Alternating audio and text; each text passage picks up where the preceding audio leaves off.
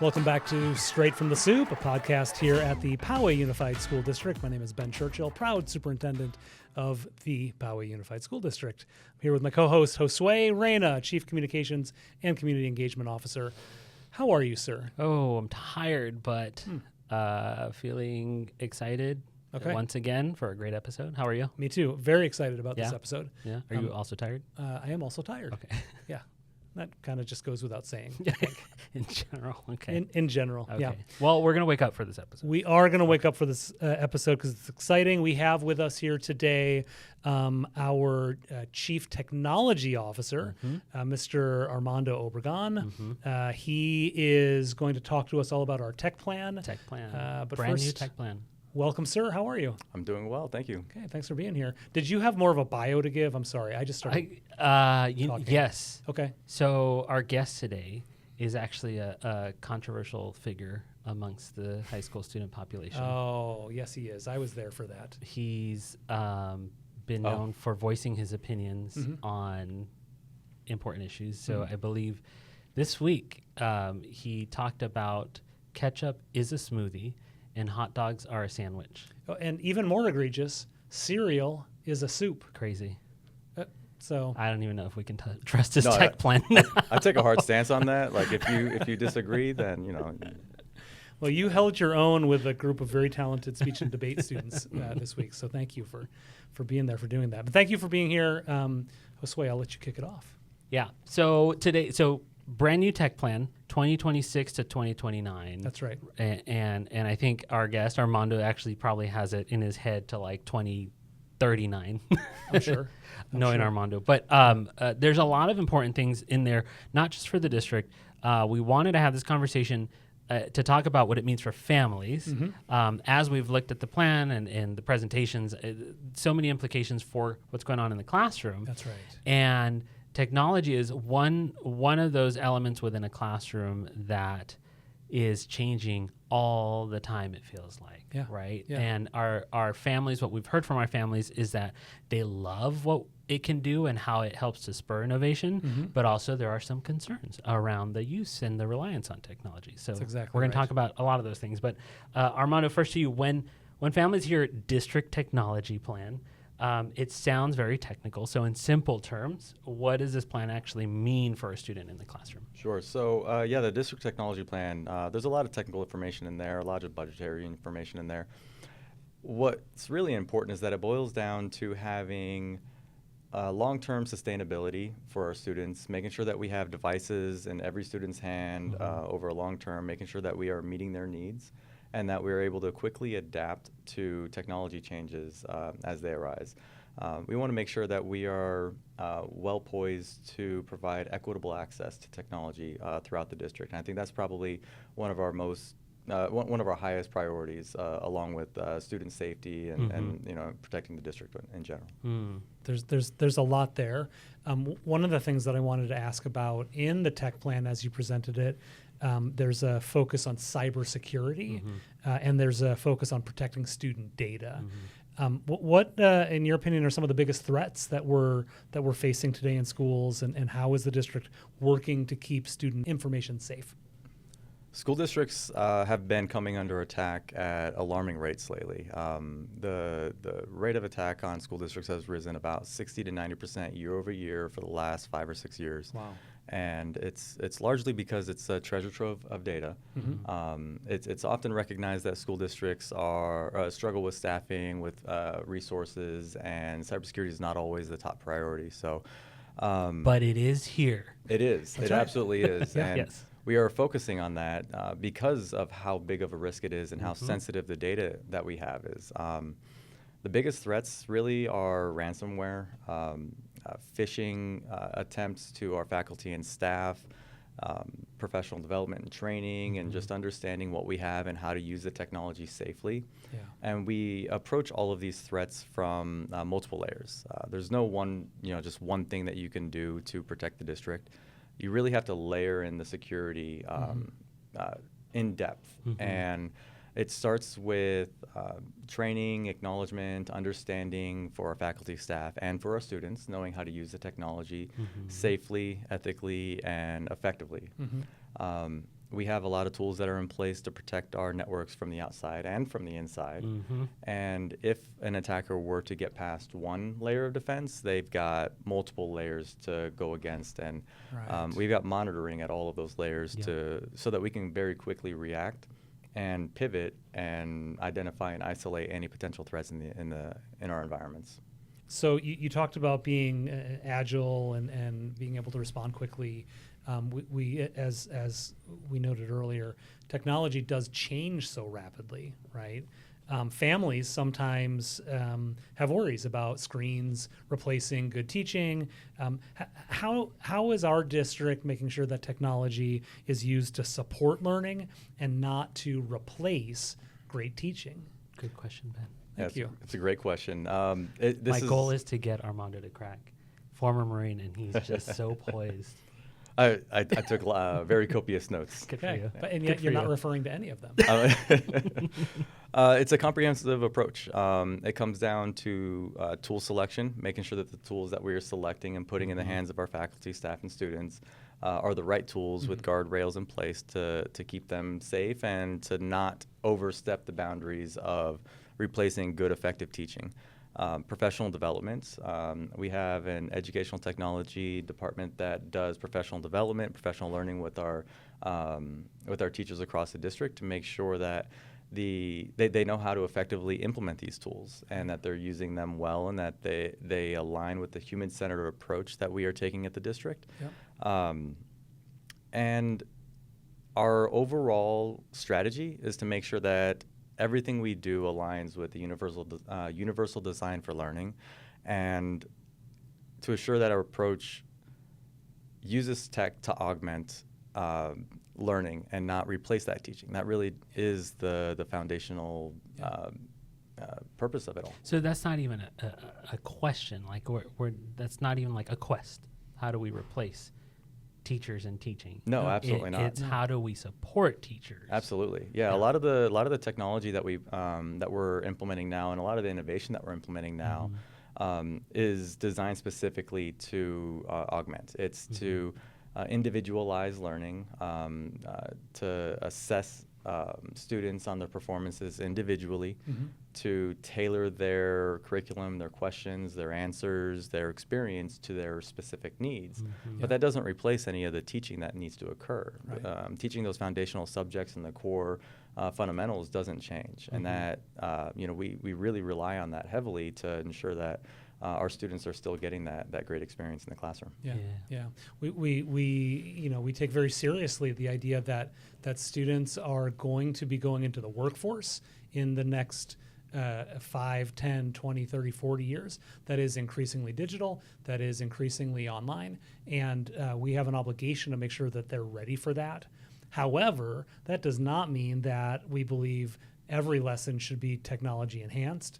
We do not believe that at every grade level, every moment of the day, we should be on tech. In fact, we believe the opposite, that there ought to be ample opportunity for students to learn in the analog, not in the digital, right? And so your team, I know, has been thinking about how do we support both? How do we support tech-enhanced learning, and how do we make sure that teachers have what they need when they're working outside of the technological environment? Absolutely.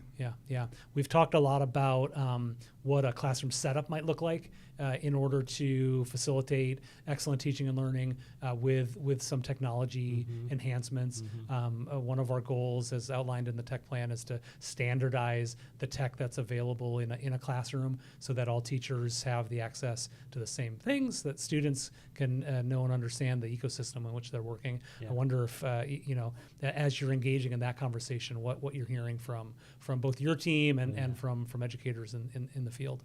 Yeah, so the technology that we have across the district, currently it's not very standardized across all of our sites. Our tech plan right now addresses some of this by making sure that we're replacing the devices that are out of date, that are no longer or are end of life or no longer being supported.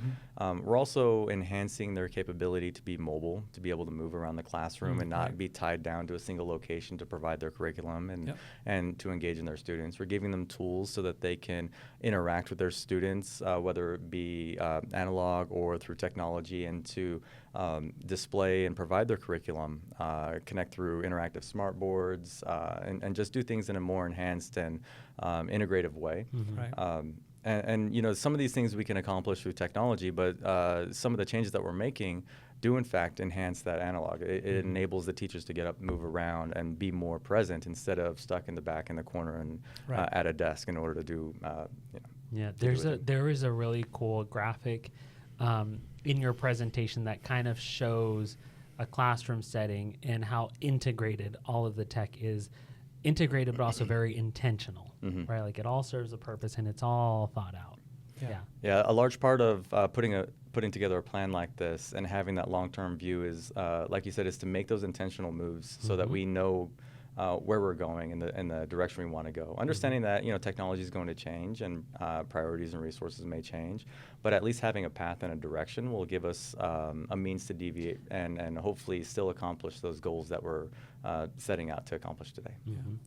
Does a 3-year tech plan kind of lock us into anything? Does it decrease the amount of innovation that we can expect to see from teachers and other staff? Absolutely not. The 3-year tech plan just kind of sets the path today.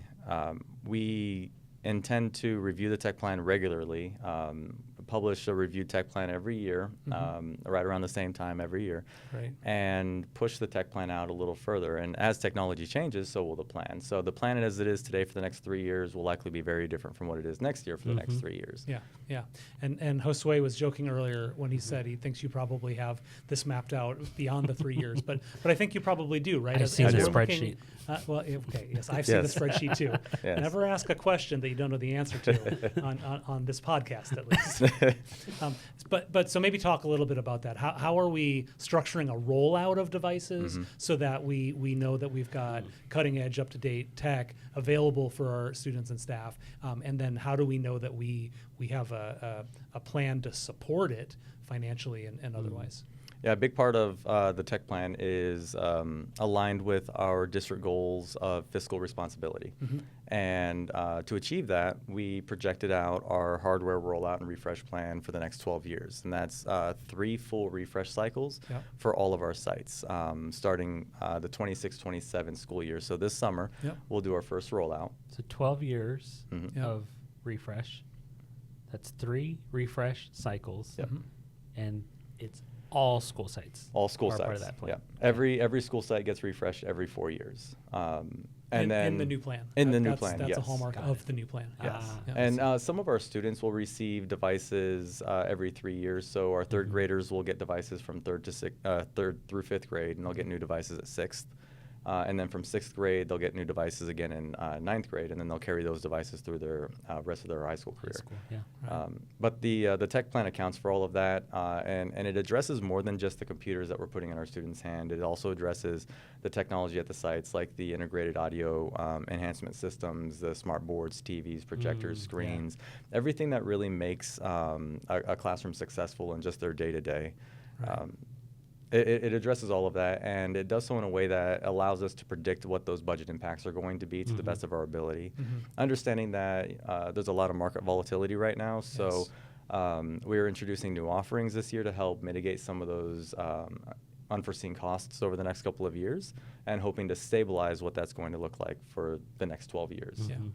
So we've got the written plan. We're projecting out what devices might look like, what costs might look like, but we recognize that things can change, and we're able to respond to either the market volatility that you were describing or the emergence of new technologies that might shift the focus in coming years. Absolutely, and I'm also in conversations with some of our vendors and manufacturers to discuss what the future of technology looks like as the industry shifts their focus to a more cloud-centered Right. posture, Yeah. it has some significant impacts on end user computing. I really think that we're kind of at the start of a new kind of technology revolution, if you will. Yeah. So I'm interested to see where we go with the devices that we end up with in our hands, everything from cell phones to Chromebooks, laptops, desktop PCs. Yeah, that's so right. cool. That's So by the way, we never even mentioned AI in this whole conversation, but Right. that's also a big part It of is. this plan, and it has been. We have other episodes where we've talked about AI, and we actually have a whole panel, like a 1-hour panel dedicated to AI. But Oh, wait.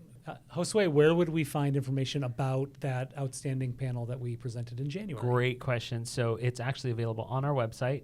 You can watch it wherever, or even go through our Instagram or Facebook pages. There's links there that'll take you straight to it. Love it. But that is also part of this tech plan.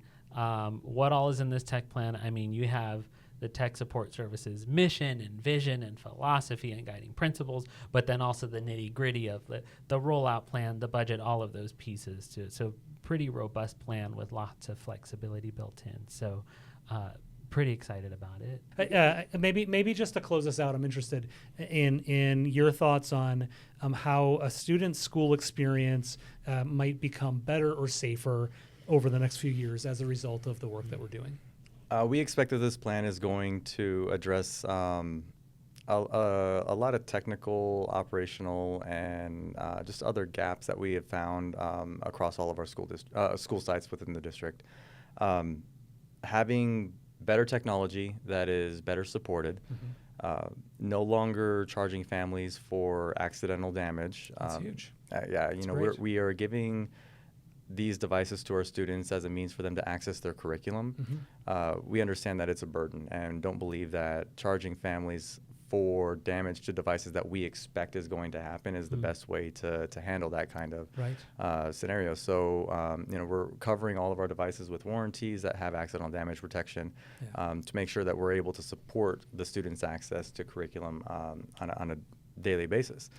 So we're improving our service levels there. The end goal is really just better customer service in general and making sure that every student has ready, reliable, and consistent access to the curriculum that they need to accomplish their learning goals. Yeah, well, that's outstanding. Thank you so much, Armando. It has been great to talk to you today. Yeah, thank you very much. Appreciate you having me here. All right.